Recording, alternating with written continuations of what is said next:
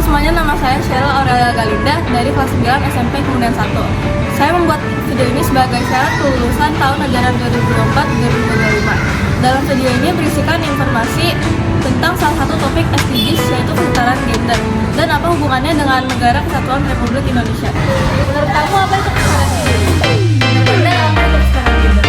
Menurut Ibu apa itu kesetaraan gender? Apakah menurut Ibu Indonesia tingkat kesetaraan gender? Kalau menurut Ibu, laki-laki yang lebih berpeluang daripada perempuan di dunia pendidikan, pekerjaan, atau rumah tangga? Apakah menurut kamu tingkat kesetaraan gender di Indonesia sudah tinggi? Kalau menurut aku kesetaraan gender itu kayak untuk perbedaan antara laki-laki dan perempuan. Terus kayak mereka itu sebenarnya sama, tapi sering dibeda-bedakan orang, misalnya laki-laki lebih tinggi atau perempuan lebih tinggi. Biasanya kalau laki-laki itu saya dilihat seperti kayak yang gagal atau kuat, sedangkan perempuan itu takut. Padahal ada juga perempuan yang nggak kayak gitu. Menurut saya sendiri, kesetaraan gender itu adalah dimana ketika perempuan dan laki-laki itu mempunyai peran yang sama dan tidak ada yang dibedakan satu sama lain. Misalnya kalau di dunia ini kan mungkin laki-laki dianggap lebih kuat dan perempuan lebih lemah. Gitu saja. Kesetaraan gender ya antara perempuan dan laki-laki. Kesetaraan gender ada kesamaan posisi, kesamaan tanggung jawab antara pria maupun wanita. Jadi nggak ada yang dibeda-bedakan. Kesetaraan gender itu seperti apa ya bilangnya, cewek sama cowok tuh diperlakukan sama. Menurut kamu, apakah laki-laki lebih berpotensi daripada perempuan di dunia pendidikan, pekerjaan, atau rumah tangga? Bisa aja sebenarnya sama perempuan. Belum tentu juga sih. Dalam pendidikan semua perempuan laki-laki itu apalagi zaman sekarang tuh harus sama. Tapi dalam rumah tangga laki-laki itu tetap ada posisinya sebagai kepala keluarga yang memang harus dihargai, dihormati dan dibuat sebagai pemimpin rumah tangga. Kalau di dalam pekerjaan semua manusia itu sama, perempuan dan laki-laki mendapat hak yang sama. Kalau memang bisa bekerja ya sama-sama saling mendukung. Tapi kalau perempuan bekerja jangan jadi kita seenaknya sama suami kalau dalam rumah tangga. Laki-laki lebih berpeluang ya untuk pekerjaan, tapi kalau rumah tangga biasanya perempuan sih. Pendidikan dan dari segi yang lain pasti sudah laki-laki. Apakah menurut kamu tingkat kesetaraan gender di Indonesia sudah tinggi?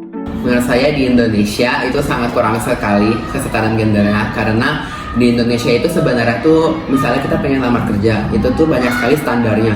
Bukan hanya sekedar laki-laki perempuan saja, tetapi juga ada standar-standarnya masing-masing seperti tinggi badan, berat badan, itu kan tidak perlu ya menurut saya. Tetapi di Indonesia memang masih sangat rendah sekali tingkat kesetaraan gendernya, masih banyak yang dibeda-bedakan antara laki-laki dan perempuan. Menurut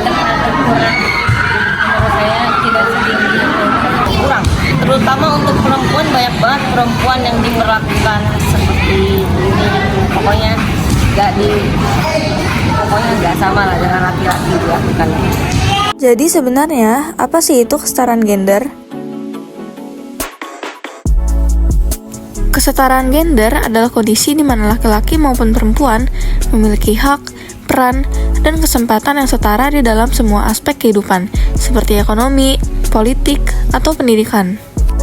Dalam kesetaraan gender, tidak terikat kepada jenis kelamin tertentu. Apapun gendernya, semua harus mendapatkan perlakuan yang tidak mengarah kepada diskriminasi. Bicara tentang kesetaraan gender, ternyata kesetaraan gender juga berhubungan dengan keutuhan Negara Kesatuan Republik Indonesia loh. Dasar negara kita adalah Pancasila yang memiliki 5 isi.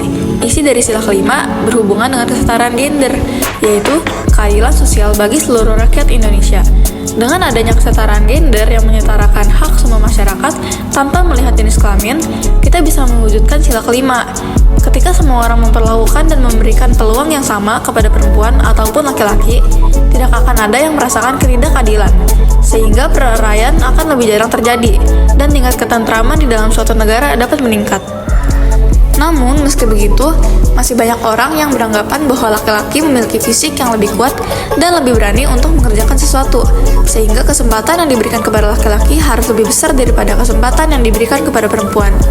Banyak orang masih berpikir bahwa di dalam rumah tangga, laki-laki harus lebih berkuasa di dalam aspek ekonomi maupun mengelola arah masa depan keluarga. Bagaimana pemikiran ini dapat terbentuk?